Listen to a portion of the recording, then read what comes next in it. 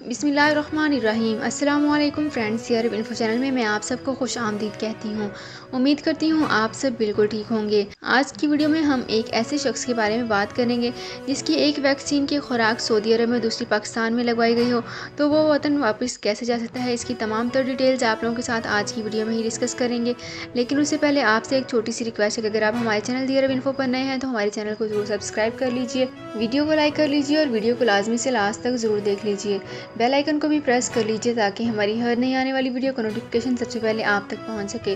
तो फ्रेंड्स, यहाँ पे करते हैं अपनी आज की वीडियो को स्टार्ट। सबसे पहले मैं आपको बताती चलूँ कि वैक्सीन की एक खुराक सऊदी अरब में, दूसरी और पाकिस्तान में लगवाई गई हो तो वो शख्स वतन वापस कैसे जा सकता है। तो यहाँ पे मैं आपको बताती चलूँ कि सऊदी अरब में गैर मुल्कियों के लिए अकामा और रहायशी कवानीन वाज़ेह हैं जिन पर अमल करना सबके लिए लाजमी है। आजिर और अजीर के हवाले से भी कवानीन मौजूद हैं, इनसे आगाही बहुत ज़रूरी है। एक शख्स ने जवादात के ट्विटर अकाउंट पर इस्तफार किया है कि कोरोना वैक्सीन की एक खुराक सऊदी अरब में लगवाई थी, दूसरी पाकिस्तान में वापसी का क्या तरीक़ाकार हो गया, क्या बराह रास्त मुमलिकत आ सकते हैं या फिर नहीं। जवादात का कहना था कि कोरोना वैक्सीन के हवाले से मुतल्लिका इदारों की जानिब से कहा गया है कि वो अफराद जिन्होंने मुमलिकत से कोरोना वैक्सीन की दोनों खुराकें लगवाई हैं और तवक्कलना ऐप पर इनका स्टेटस इम्यून है, वो बराह रास्त मुमलिकत आ सकते हैं, ताहम उन्हें तवक्कलना या सेहती पर हेल्थ सर्टिफिकेट पेश करना होगा।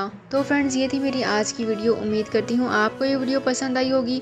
अगर आपको ये वीडियो पसंद आई है तो हमारे चैनल को ज़रूर सब्सक्राइब कर लीजिए, वीडियो को लाइक कर लीजिए और वीडियो को लाजमी से लास्ट तक ज़रूर देख लीजिए। बेल आइकन को भी प्रेस कर लीजिए ताकि हमारी हर नई आने वाली वीडियो का नोटिफिकेशन सबसे पहले आप तक पहुंच सके। तो फ्रेंड्स, मिलते हैं एक नई वीडियो में एक बिल्कुल नई अपडेट के साथ। अपना बहुत ख्याल रखिएगा। अल्लाह हाफिज़।